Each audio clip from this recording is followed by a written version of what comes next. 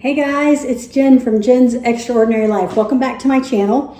Today we are going to make gluten-free, sugar-free, dairy-free peanut butter cookies. So after the holidays, I thought, you know what, let's get some protein back into our lives and maybe shed some of those pounds that some of us may have packed on over the Christmas break and get back on track. But I was kind of wanting a little bit of cookie action going on. So I have taken several old peanut butter cookie recipes and tweaked and done some things to them and gotten them to where I could make them gluten-free, dairy-free, and sugar-free. And so that's what we're gonna make today. So here's what you're gonna need. First of all, you're gonna need a baking sheet that is lined with either parchment paper, or I lined mine with a Silpat sheet.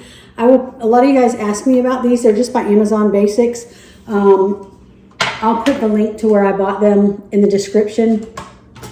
I love them for cookies. They give that added extra layer of protection between the sheet and the cookie, or the cookies and the pan, and so they don't get really dark and burnt on the bottom.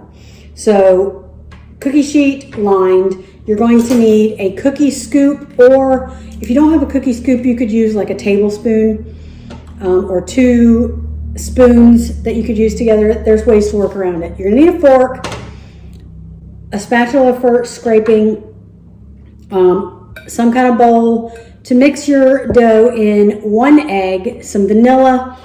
I am using this Swerve sugar replacement. I'll also put a link to the rest of this stuff in the description too. Some grocery stores have this, some do not. You can get it on Amazon, which is probably the easiest. But this is the granular. Now they make this in like a powdered version as well, but this is the granular, and so it measures and bakes and tastes like real sugar. And so that's why we're using this in this recipe. Peanut butter, I've just got regular old Jif creamy. You want creamy peanut butter for this. And then on some of these, I'm going to drizzle a little bit of dark chocolate. Now that is not sugar-free or dairy-free. So if you are sugar-free or dairy-free, you're not going to want to eat the cookies with the dark chocolate on it. So maybe don't dribble that on there. But I'm just going to do it on a few of them just for a little bit extra, because I'm a chocolate and peanut butter kind of girl. I like my Reese's and all of that stuff. So this is going to be my substitute for that. So let's get to it. First, you want to preheat your oven to 350 degrees. So let me do that real quick. So while that's preheating, you're going to take your bowl. It doesn't have to be a glass bowl. You can use whatever kind of mixing bowl that you want. And you're going to mix together your peanut butter and your sugar. Now, you need 1.5 cups of peanut butter. Let me move some of this stuff out of the way. 1.5 cups of peanut butter for this.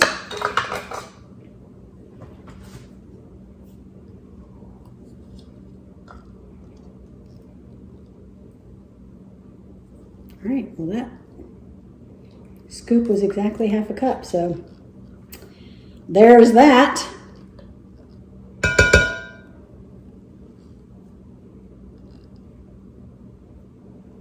So 1.5 cups of this.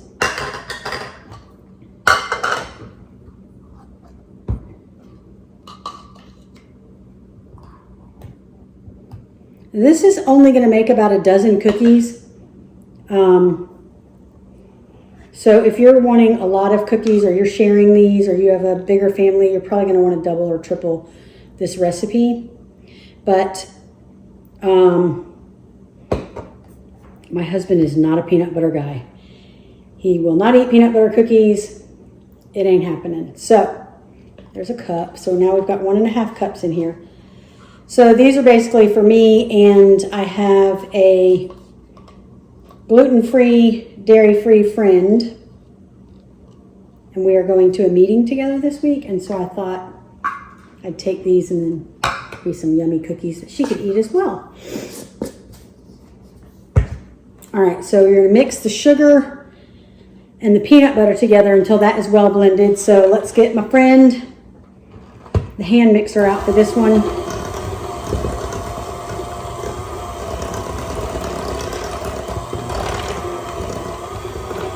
You could do this in your stand mixer too.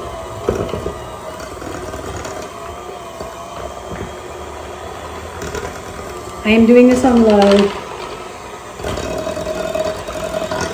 because I just didn't want that sugar to fling out of there at me. All right, let me get all that sugar down off the sides of this bowl.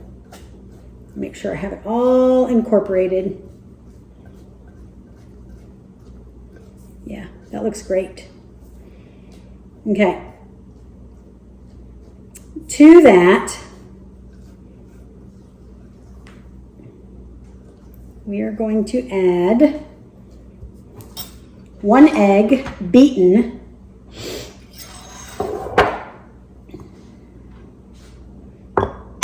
So I'm going to beat it first and then I'm going to add it.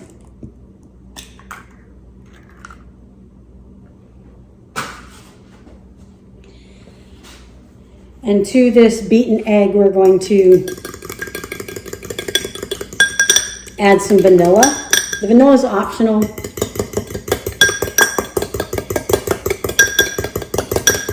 You don't have to add vanilla, but I don't know if you've noticed or not, but I like to put vanilla in all the things. So I'm going to add 2 teaspoons. You could do 1 teaspoon if you didn't want as much vanilla. You do you, but I've just kind of tweaked and altered this recipe to get it to the way I like it. All right, I've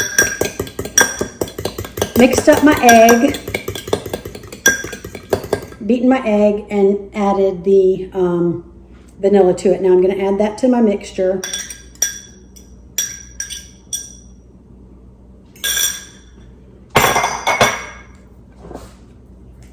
And then you're just going to stir this together.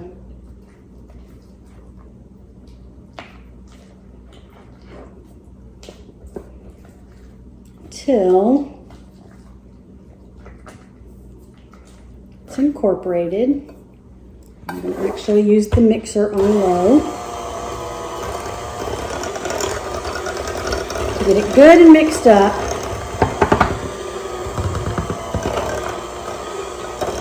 And it's going to have just like a peanut butter consistency, I would say, would be a good way to describe it.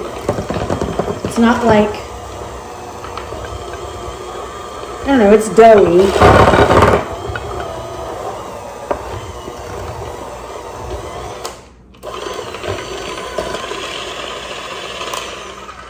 All right, so that's all mixed together.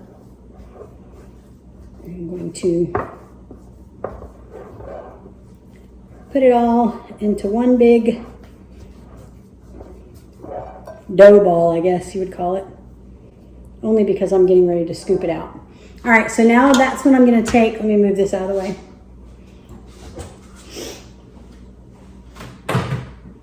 I'll take my cookie sheet and my cookie scoop. Let me take my rings off because this is going to get messy. Let me wash my hands. I'll be right back. All right, I'm back. You're going to take your cookie scoop and then you're just going to roll these into balls. This is the smallest cookie scoop. I think it's 1 inch. And then you'll just scoop these onto your silpat pan, rolled. And then we will take our fork and make that cute little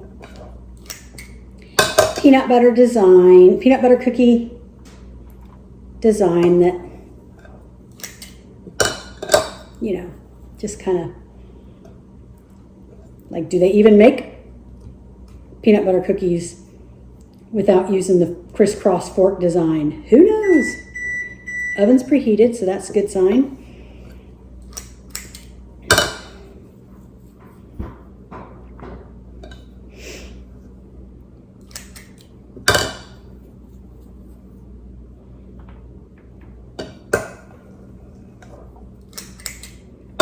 These are so easy to make.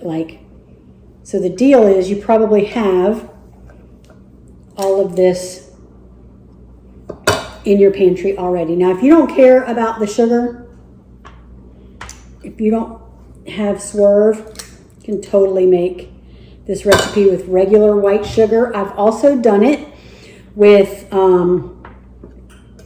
half white sugar and half brown sugar, and those are really good too.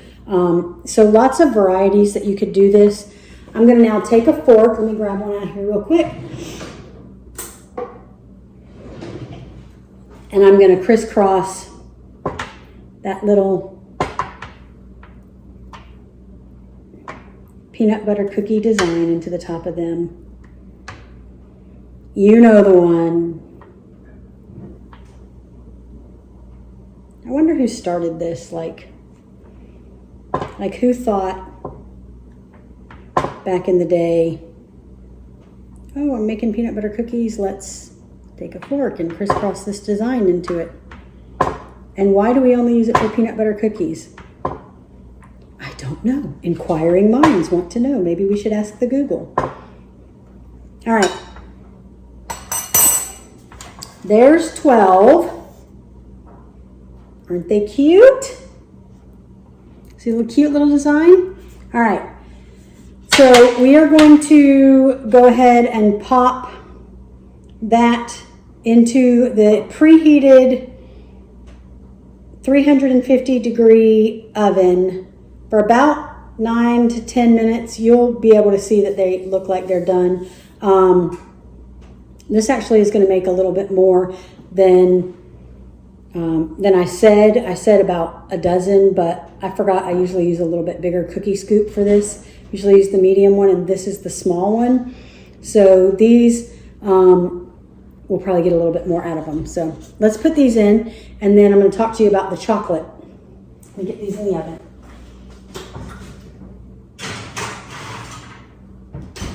Alexa, set a timer for 9 minutes. 9 minutes, starting now. Okay. So for the chocolate. According to an Alexa Answers contributor, when you see a word followed by the number 101, it is scanning for the basic information about that subject. The term comes from calling. Alexa, stop.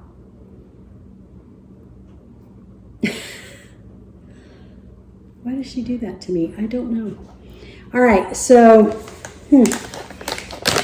this is just Ghirardelli chocolate melting wafers. I'm not going to use very much because I'm literally just putting this on the top of a few.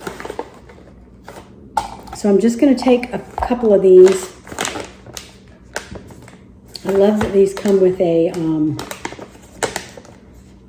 resealable bag that doesn't reseal.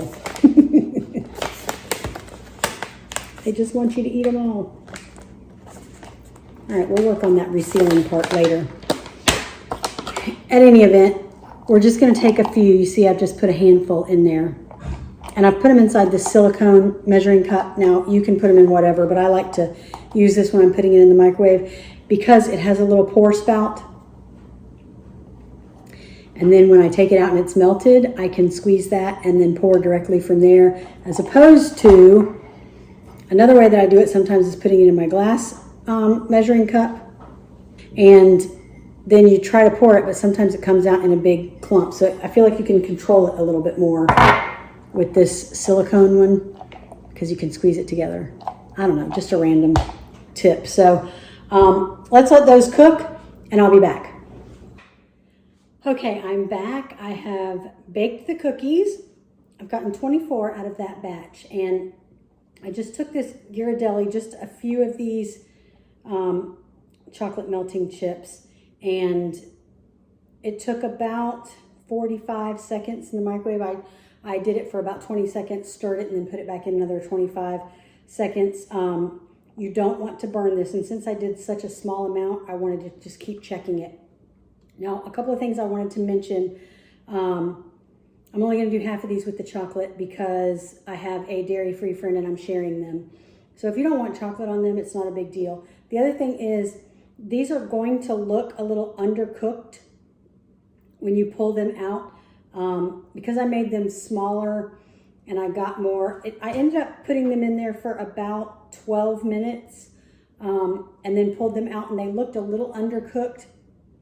Now, I have them here on a baking sheet. You do not want to lift these and put them on the cooling rack until they have cooled. They're going to continue to cook a little bit after you've pulled them out on that sheet, which is why you want to line it with parchment paper or Silpat. But then after they've cooled partially, then you'll take them off and let them cool the rest of the way on just a cooling rack. Now, I've already done that with these 12, but these I just pulled out of the oven. So we're gonna let them continue to cool. I'm gonna go ahead and put the chocolate on these, and then these are just gonna be plain. But this is what I was talking about. I'm gonna just take this chocolate. Now,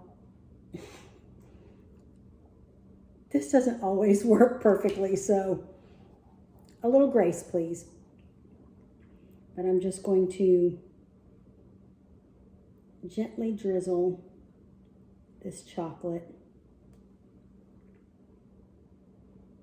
on some of these cookies.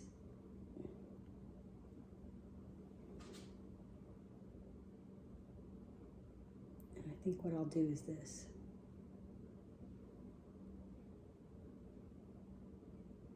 Go across more than one at a time.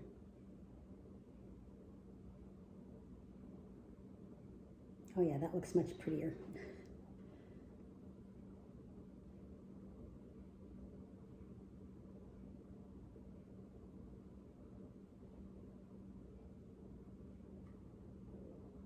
Let's see if I have enough in here to get this last cookie. I might have judged that perfectly. Oh yeah, I've got enough. And then some.